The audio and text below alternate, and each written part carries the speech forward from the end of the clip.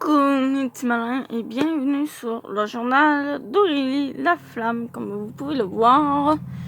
Et du coup, bon, je sais pas si on va voir quoi que ce soit. Bon, nous étions dans le mois de mars et bien entendu la partie 4 du mois de mars. Donc, samedi 18 mars, avec tout ça, je n'ai pas eu le temps d'acheter un cadeau à Kat. Ce qui serait vraiment cool, ce serait d'avoir une machine à voyager dans le temps pour que je puisse rattraper le temps perdu. Il me semble que je suis toujours à la dernière minute. Techniquement, ça fait le 22 mars. Alors, je pourrais lui donner son cadeau à l'école mercredi. Pat, je vais aller magasiner puisqu'il le faut. 14h13, je cours dans le centre commercial, j'ai trouvé une belle affiche de cheval et un collier avec un cheval en pendentif. Je cherche désespérément du papier d'emballage sans succès. Il ne me reste plus beaucoup de temps. Kat m'a dit d'arriver vers 15h. Alors je quitte le magasin et je vais m'arranger. Moi dans ma chambre, maman, est-ce qu'on a du papier d'emballage? Maman dans la cuisine seulement de Noël, Choupinette. Ah, arrête de m'appeler Choupinette. Je n'ai pas de papier d'emballage, merde, ni de carte. 15h, j'arrive, c'est 4. Julienne ne semble plus vraiment fâchée contre moi, mais ne me copie plus, ce qui est une bonne chose. 4 m'emmène dans sa chambre et je saute. Tu sais ce que mes parents m'ont dit? Non.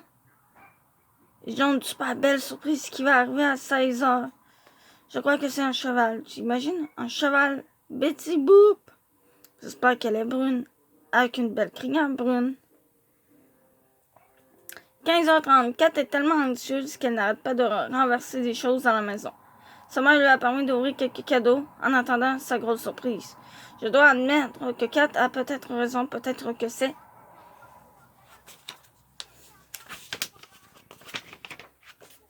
Parents lui ont acheté un cheval. Ils ont l'air vraiment contents de leur surprise. Kat a reçu un t-shirt de sa soeur et un pantalon de ses parents. Je lui ai par la suite tendu mon cadeau enveloppé dans une vieille tête d'Orient en lui conseillant de lire la carte en premier. Une carte que j'ai fabriquée moi-même en pliant une feuille mobile en deux et en écrivant Bonne fête 4 à côté de 3 ballons dessinés sans aucun talent. Cher 4. Tu es pour l'environnement, non? C'est ce que je me disais aussi. C'est pour ça que je n'ai pas emballé ton cadeau. Le papier d'emballage, c'est très peu écologique. Détruire un arbre seulement pour camoufler un cadeau pour un effet de surprise. Je dis contre. Si la planète explose et que nous avons perdu toutes nos ressources naturelles et que nous avons un procès devant Dieu et qu'il nous demande, coudonc, humain, qu'est-ce que vous avez fait avec les arbres? Et qu'on répond, ben, il y a les journaux, le papier hygiénique, sans oublier le papier d'emballage, pour ne pas gâcher l'effet de surprise d'un cadeau. Il va nous trouver tweet en maudit. Bonne fête. Ta best forever, Aurélie. Katari en déclarant « Je ne savais pas que tu étais écolo. » Je lui ai répondu que depuis quelque temps, je visitais un blog écologique sans toutefois préciser que ma seule intervention avait été pour annoncer que j'ai un chum. Hihi. 15h44 a été touchée par mes cadeaux non emballés. Elle a immédiatement enfilé son colis. 15h55, Kat saute presque sur place. Sa mère semble très contente que sa surprise crée un tel effet d'attente chez sa fille. Ça toujours pas de surprise, Kat n'en peut plus. Je crois que lorsque son cheval va arriver, elle va s'évanouir. 16h02, on sonne à la porte, Kat répond. Un clown portant un énorme bouquet de ballons le bouscule et crie « C'est qui la fêtée ?» Sans se préoccuper du clown, Kat regarde dehors pour chercher un camion assez grand pour contenir un cheval. Mais, pas bien, mais bon, on peut dire que dit ça, là, mais il n'y a pas de mais. Donc, elle ne voit rien. Elle me regarde médusée. 16h15, le clown déclame un poème chanté à la Kat qui regarde toujours par la fenêtre. Personnellement, je trouve le clown un peu épeurant. La mère de Kat sourit en pleine dents, toute fière de son idée. 16h20, le clown s'en va après que le père de Kat lui a donné un genou pour boire. Puis ma grande, tu es contente de ta surprise? Quoi, c'était ça ma surprise? Un clown? Tu n'es pas contente. Kat ne sait pas quoi dire. Elle ne veut pas faire de peine à sa mère, pleine d'attention à son égard, mais elle est incapable de dire qu'elle a apprécié la présence d'un clown pour son 15e anniversaire. Ça 28 ans, alors en enveloppe. Kat l'ouvre. Je regarde par-dessus son épaule. C'est une brochure de camp d'équitation. Maman, papa. La mère de Kat a les larmes aux yeux et Kat est sur le point de s'évanouir. C'est un des meilleurs camps. Tu vas apprendre comment monter un cheval, le laver, le nourrir. Tu vas passer un mois là-bas. Tout un mois. Kat fond en larmes et saute dans les bras de ses parents, qui eux aussi semblaient émus. Julien et moi nous regardons et je dis: tu pourrais mettre ton collier de cheval au camp? Et Julien crie avec une voix lancinante: moi aussi je veux y aller. Et son père se croyait drôle dit: maintenant, on va vraiment pouvoir te dire d'arrêter de monter sur tes grands chevaux. Ce qui a un peu pété la ballonne de Kat, qui la regardait en ayant l'air de dire: mais rapport, mais qui s'est sans doute abstenu par politesse, étant donné le superbe cadeau qu'il venait de lui offrir. Constatation. Je crois que plus on devient adulte, plus on cherche à monter l'étendue de notre intelligence en faisant des jeux de mots par rapport, ce qui est souvent malhabile. À mon avis, j'ai conservé cette constatation pour moi. Parce qu'après ce cadeau, impossible que Kat cherche encore l'époux à son père, ce qui est une bonne chose, vu que selon moi, il est le père le plus cool que je connaisse, après le mien bien sûr. 20h, Kat, Julien et moi nous sommes amusés à respirer l'hélium des ballons apportés par le clown et à parler avec une petite voix. On a ri comme des folles, jusqu'à les parents nous suggèrent d'arrêter. Avec l'accord de Kat, je suis repartie chez moi avec quelques ballons. Je pensais que Sibylle aimerait bien jouer avec.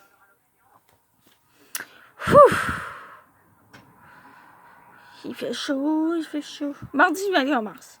On dirait que Kat ne pense plus du tout à la truche. Elle passe tout son temps libre à lire la documentation de son camp d'équitation. Elle a peur que je m'ennuie d'elle pendant qu'elle sera partie cet été. Je lui ai dit de ne pas s'inquiéter. J'ai Sibylle, un chum et maintenant un voisin. J'en ai profité pour lui parler un peu de Tommy, mettant secrètement en branle mon plan d'entremetteuse. 14h37. En éduc, on jouait au soccer et à un moment donné, pendant un instant de totale inattention, j'ai pris le ballon et je l'ai lancé par erreur dans un des paniers de basket. Manon, qui croyait que je faisais ça pour être rebelle alors que j'étais dans la lune, m'a envoyé au bureau du directeur.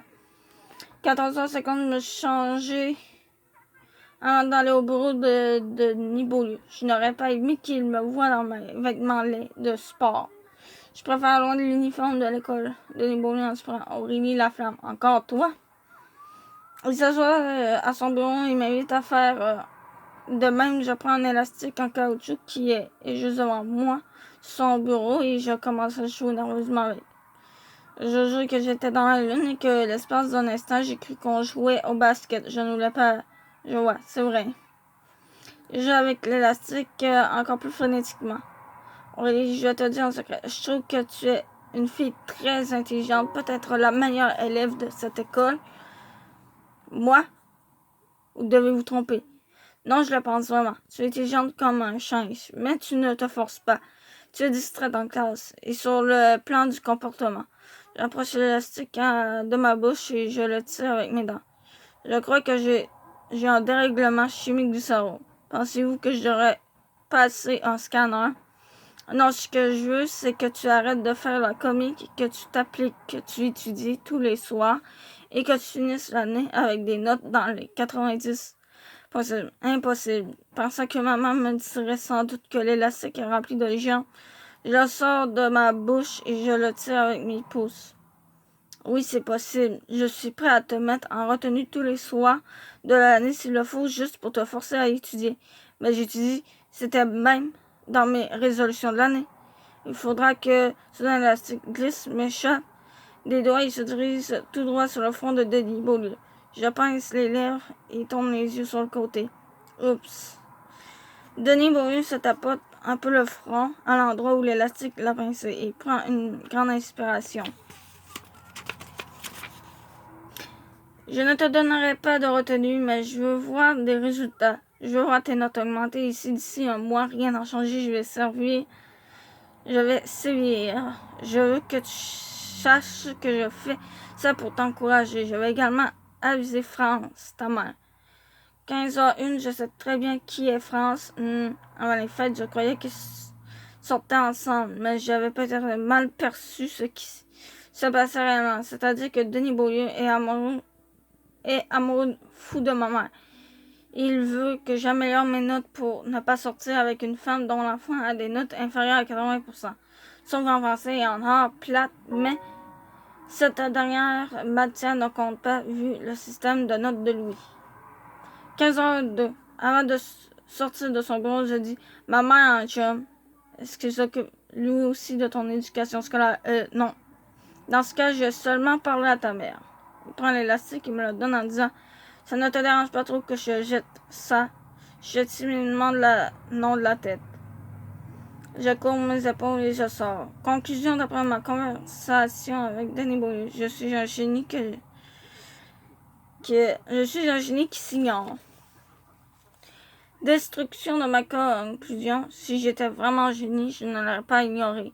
Questionnement. Je me demande comment Nicolas fait pour travailler et étudier. Ça doit être un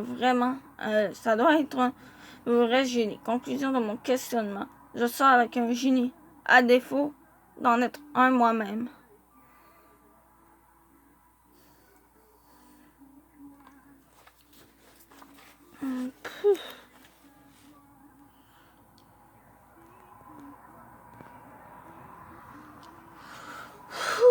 Mercredi 22 mars, je n'ai plus de vie. Maman veut même que j'arrête d'écouter la télé en semaine marâtre. J'ai même averti Nicolas que je vais améliorer mes résultats scolaires et qu'on ne pourra pas se voir autant. Il a dit qu'il ferait la même chose et qu'il se concentrerait davantage sur ses études. De vrais nerds. Ça me fait penser aux bonbons nerds. Ça, c'est bon. J'y pense, mais je ne peux plus m'en manger. Maman a sauvé mon alimentation et dit que le sucre nuit au bon fonctionnement du cerveau. Je suis obligée de manger des légumes et toutes sortes de choses dégueu. Je suis vraiment une martyre. PS, c'était le véritable anniversaire de Kat aujourd'hui. On n'a pas pu fêter ça adéquatement avec des nips comme à notre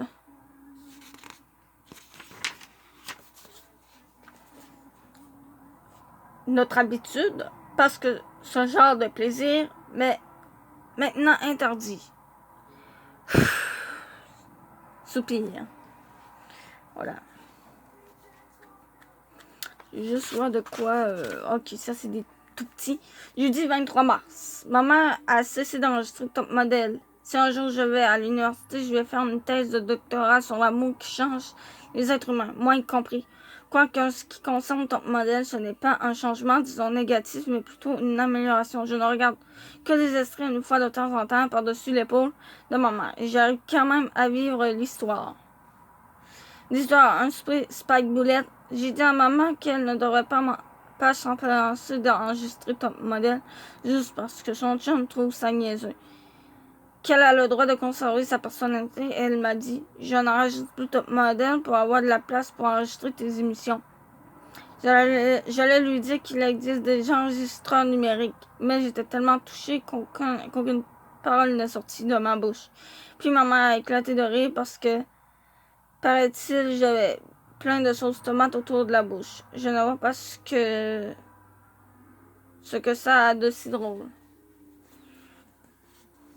Samedi 25 mars. Maman a caché tous mes archives et m'a dit que je ne pourrais sortir avec Nicolas qu'après le souper. Kat est venue étudier avec moi avec la permission de ma mère contre ma promesse solennelle qu'on allait vraiment étudier. Kat et moi, on a trouvé une super méthode pour apprendre des notions compliquées. On semble notre matière sur des mélodies de Simple Plan. C'est drôle à dire, mais on a vraiment du fun.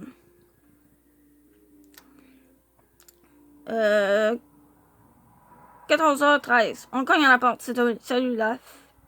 Qu'est-ce que tu fais? J'utilise. Qui t'appelle Laf? Kat s'approche de la porte. C'est mon voisin. Je présente Kat à Tommy et je sens tout de suite une connexion. 14h19. Kat et Tommy n'arrêtent pas de s'engueuler comme du poisson pourri. Tommy lui a dit qu'il aimait les chevaux, surtout dans les fondues chinoises. Oh là là! Ouais, hein? C'est un peu n'importe quoi, ça. 14h37, j'ai réussi à mettre Tommy à la porte pour que Kat et moi puissions continuer à étudier. Kat est rouge-orange. Elle veut militer contre les gens qui mangent du cheval, surtout dans les fondues chinoises. Je lui ai dit, et les vaches.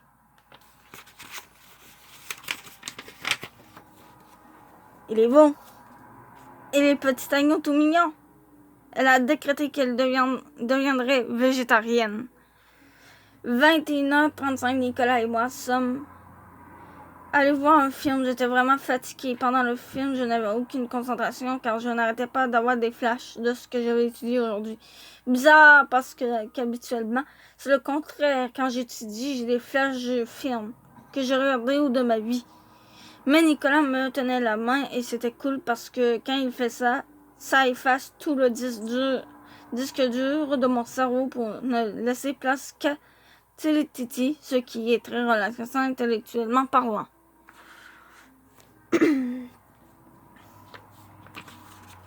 Je me demande si est-ce que je peux terminer.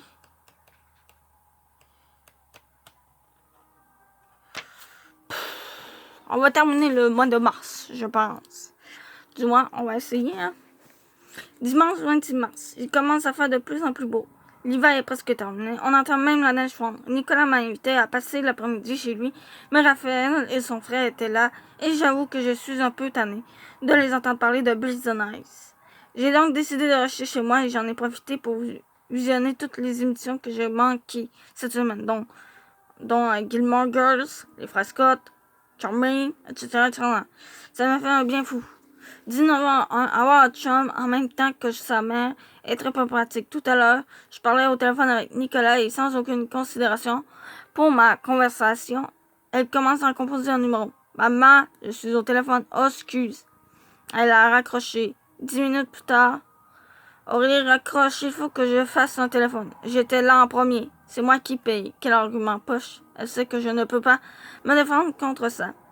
But ultime, payer la facture de téléphone pour pouvoir faire ce que je veux.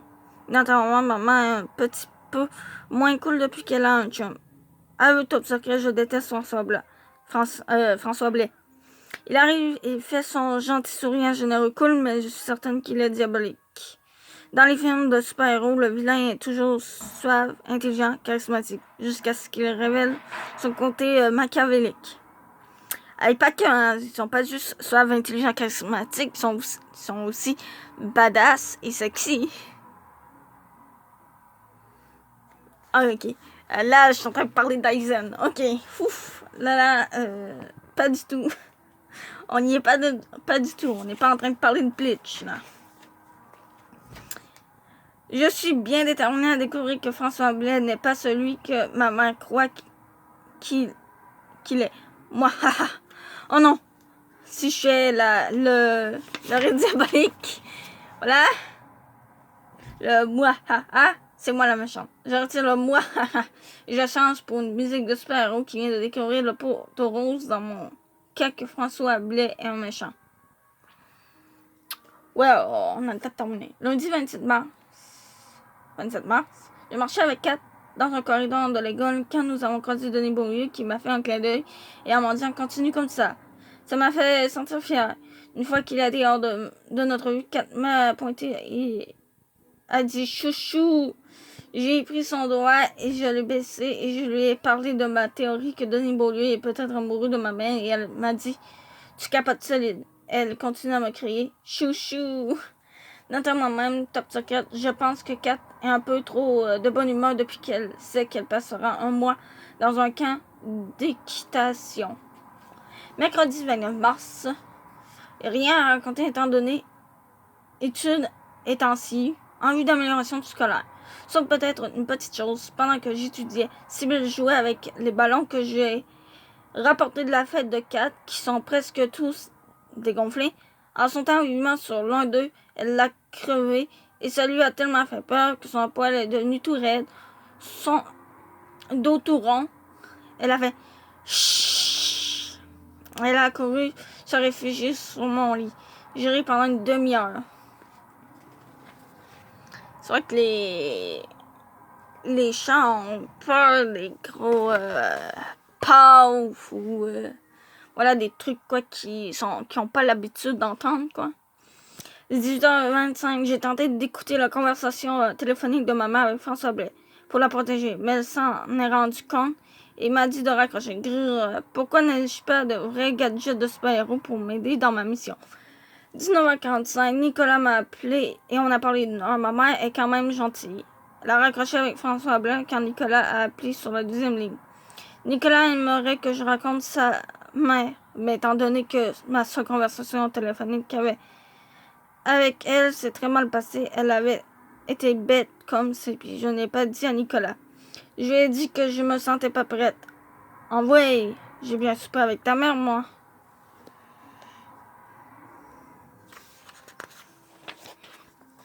Ouais. Ça a été catastrophique aussi. Parle pour toi, moi j'ai trouvé ça cool.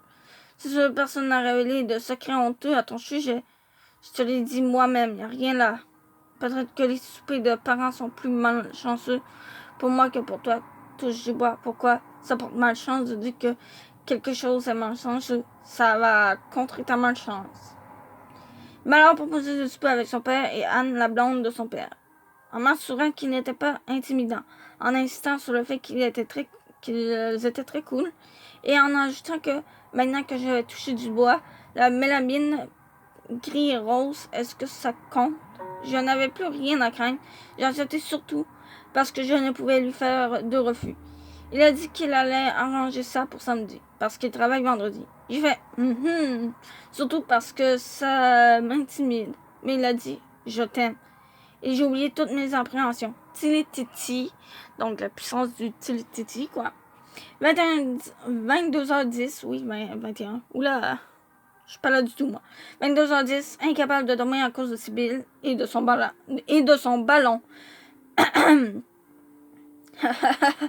Trop drôle. Je vais juste prendre une petite pause pour prendre une gorgée à boire parce que le prochain est quand même un petit peu plus long.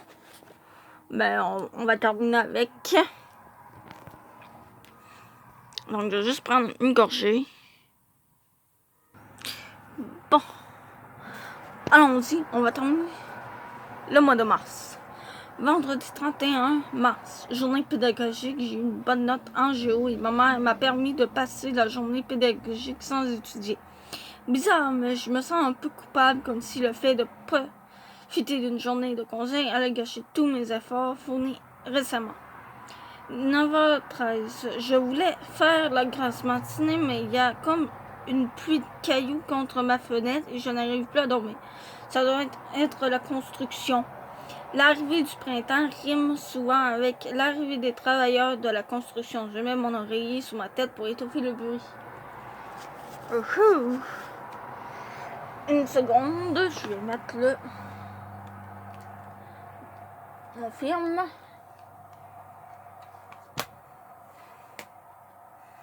Parce que d'ailleurs, le précédent film aussi, il était terminé, hein.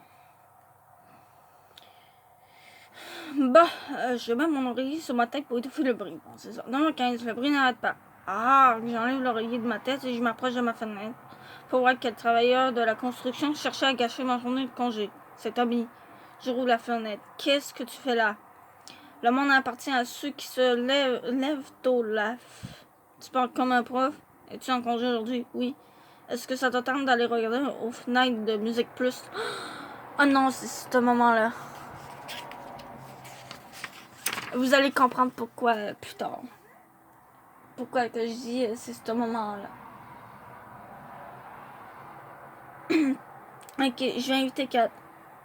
La fille qui me déteste? Oui. Ok, si tu y tiens. 9h20, j'appelle Cap. Est-ce que ça t'attend d'aller regarder aux fenêtres de Musique Plus? Non, c'est Keten, faire ça et jeune. Ça va être cool. Et Tommy? Quoi? C'est avec le gars anti-chevaux? Il n'est pas anti-chevaux. Il fait juste en manger en fondu. T'adores les lapins, mais t'es manges pareil. Pas depuis que je suis végétarienne. Tu n'es pas végétarienne, t'as mangé des hot dogs hier à la café. Techniquement, des hot dogs, ce n'est pas vraiment de la viande. Bah, si. Les saucisses sont faites avec du poulet. En partie avec du poulet. Le reste, c'est de la charcuterie, je pense. Bref. En juin 15, nous avons chez Tommy. Il écoute un album de Malajube pendant qu'il essaie de reproduire les accords des mélodies sur sa guitare électrique. Kat trouve ça assez cacophonique, mais moi j'adore. Kat me dit dans l'oreille qu'elle trouve que Tommy se pense bon. Je lève les yeux au ciel. Tommy ferme son ampli, dépose sa guitare et nous propose de partir. 11h45 dans le métro, Kat et Tommy n'arrêtent pas de s'engueuler. Je crois que pour mettre mon plan de les matcher à l'exécution, ça va me prendre bien du temps. De l'énergie et de la magie blanche.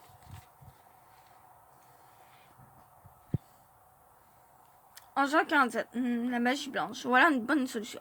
11h51, comme je n'ai aucune connaissance ni aucun ingrédient me permettant d'utiliser la magie blanche comme solution pour améliorer l'ambiance, je tente une diversion en m'écriant de façon très enthousiaste. On se sent en musique plus. Wouhou! Wouhou! C'est wack. Midi, nous arrêtons de manger dans un fast-food en ville avant d'aller à l'angle des rues Sainte-Catherine et Bleury pour regarder aux fenêtres de Musique Plus. Ouh, c'est excitant. 13h12, on regarde par la grande fenêtre de Musique Plus, mais c'est difficile de voir vraiment ce qui se passe à l'intérieur. Il ne se passe pas grand-chose. Il y a une animatrice qui nous tourne le dos, un caméraman devant elle. Bon, où est-ce que j'en étais? Donc, il ne se passe pas grand-chose. C'est une animatrice qui nous tourne le dos, un caméraman devant elle et plein de gens qui travaillent autour comme si de rien n'était. Je me demande d'ailleurs comment elle fait pour se concentrer avec tous ces gens autour d'elle. Je me dis que si elle sort dehors après son topo, je pourrais peut-être lui demander des trucs pour réussir mes expositions. 13h15, je commence à être tannée de regarder par la fenêtre de Musique Plus. Nous sommes dans le camp dans le champ de la caméra, et je me dis qu'on doit avoir l'air bien niaiseux, le décoller à la fenêtre comme ça. Et c'est ennuyant. 13h16, Kat regarde ce qui se passe avec attention. Tommy me tape sur le bras et il me dit qu'il aimerait devenir auteur, compositeur, interprète et avoir un clip diffusé sur les ondes de Musique Plus. Un jour, je réponds. Comme la moitié de la planète, je ne te connais pas beaucoup. J'ai l'impression que tu te sers du cynisme pour te protéger de tes émotions et des émotions de ceux que t'aimes. Rapport, je pense que tu ne m'as pas répondu sèchement pour me protéger de mon rêve. Mais c'est quoi? Non, je n'ai pas peur de l'échec. Je rêve de passer un jour à Musique Plus, mais si je ne le réalise pas, je vais être heureux pareil et je vais même me considérer chanceux d'avoir rêvé à quelque chose qui m'a poussé à me dépasser. Mon père adore la musique. Il n'a jamais percé là-dedans et il est heureux. Il m'a appris qu'il ne faut pas avoir peur de se faire dire non et de ne pas atteindre ses rêves. L'important, c'est d'en avoir. Et de ne pas se décourager si ça ne marche pas. Essuyer des refus, avoir de la peine, ça fait partie de la vie. Il faut juste tenter sa chance. C'est beau ce que tu dis. Je me sens ému par son discours. Je le regarde, il me regarde. Et là, sorti de nulle part, il m'embrasse. Je le repose vivement en criant « Hey, rapport, qu'est-ce que tu fais là? » Kat, qui n'a rien vu, trop absorbée par ce qu'elle tentait de voir dans les locaux de Musique Plus, se retourne et dit « Qu'est-ce qu'il a fait encore? » Il m'a embrassé. Kat lui a donné un coup de sac à dos. Je m'excuse. Je pensais que tu ne pensais pas parce que t'es juste un gars niaiseux. Kat me prend la main et on se sauve en courant vers le métro pendant que je regarde toutes les boutiques pour voir s'il n'y a pas un magasin de magie blanche sur notre route. La seule chose qui pourrait me sauver de cette situation embêtante. Voilà. C'est ainsi qu'on termine le mois de mars. Je vous laisse deviner la suite pour ceux qui n'ont jamais vu. Ah! Merde. Oh, c'est pas grave. J'ai un bouton pour. Bref. De toute façon, c'est pas comme si je vais aller l'écouter. Bref. Comme je disais, qu'est-ce que je disais? Ah oui! Je vous laisse deviner ce qui se passe par la suite. Pour ceux qui ne connaissent pas, pour ceux qui le connaissent, chut, taisez-vous. Ne disez rien. Absolument rien. Donc, à cette suite, ce qu'il reviendra par la suite, je vous laisse là-dessus. Je vous dis à plus. Et on se retrouvera dans la vidéo de demain. Qui est d'ailleurs, il me semble que c'est à mon sucré. Voilà. C'était tout pour moi.